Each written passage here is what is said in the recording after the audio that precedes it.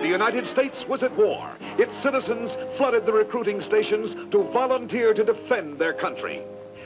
Combat was considered men's work in a lot of nations, including Britain, Japan, Germany, and the United States.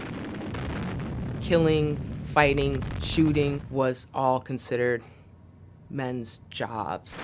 For women to enter combat would be quite taboo, a radical upset of gender roles for all of these nations. The Soviet Union was the exception. There was a tradition of Soviet women fighting in combat, going back to World War I and the era of the Russian Revolution. Women during World War II were fighting from the beginning. They made up approximately 8% of the fighting force. The country didn't have the luxury of keeping women out of the armed forces. The Soviet Union was the chief Allied power, fighting the war for the longest time and making up the Eastern Front. One of the most famous Soviet women in combat, if not the most famous, was Lyudmila Pavlichenko, who was one of 20,000 female snipers in the Soviet forces.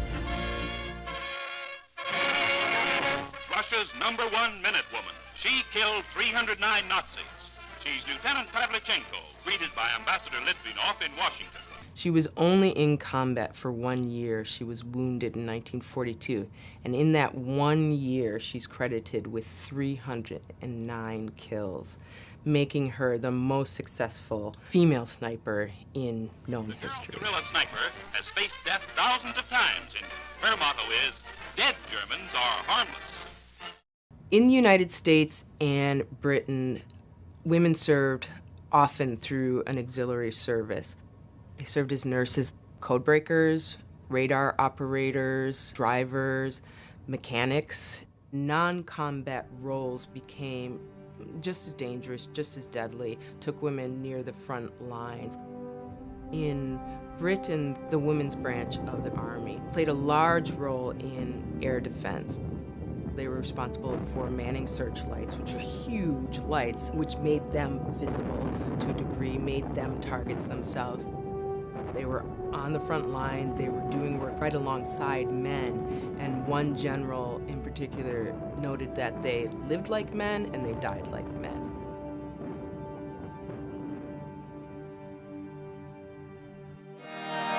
Today, in 14 countries and territories, American service women are on guard at the sides of our fighting men, carefully selected for character and... In the United States, you had women serving in several auxiliary units. The WASP was a civilian organization of trained pilots.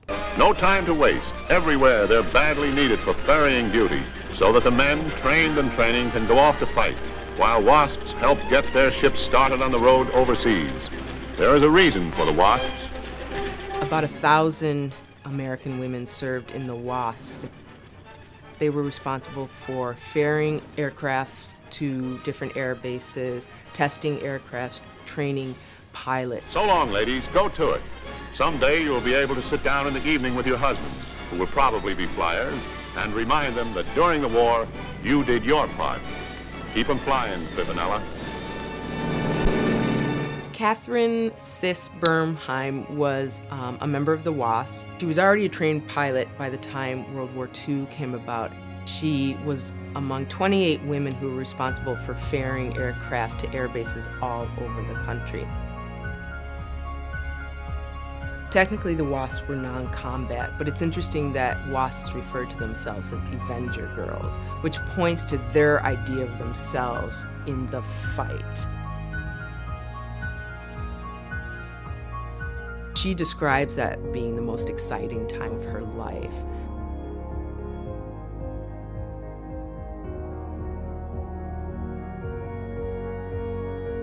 Once the war was winding down and male pilots were then freed up, the public believed that the WASP should be disbanded, and they eventually were. We had Time magazine in 1944 predicting that the post-career of WASPs was going to be housewives.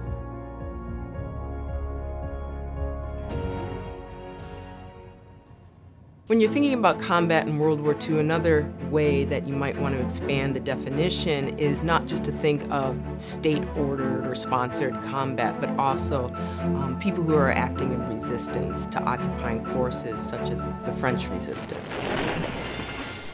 Elsewhere, French Maquis troops, men of the heroic underground who set the stage for the liberation of Paris. There were women who participated in battles, who pulled the trigger, who were on the front lines, who did sabotage attacks. This group is led by a woman, and she packs more than a pistol. They comprised about 1/5 of the resistance, acting like spies or sheltering people from the occupying forces or carrying information. The most famous female member of the French resistance was a woman named Lucy Aubrac. One of the reasons for Aubrac's fame is her brazen rescue of her husband in 1943. He was arrested for the second time and was set to be executed. Pregnant at the time, she devised a ruse in which she pretended to be his fiancé and begged to be able to marry him before he was executed. He was being transported in a van for that purpose. She led an ambush and she successfully rescued him and these other prisoners from inevitable execution. One of the interesting things about women who participated in the French resistance is many of them were married and had children, and actually they would take advantage of their domestic roles to carry out the business of the resistance. In her memoir, Lucy Aubrac actually discusses how being a mother of a baby provided her excellent cover for a lot of the work that she did. So there are a variety of ways that women participated in or contributed to the fighting forces of their different nations throughout the entire war.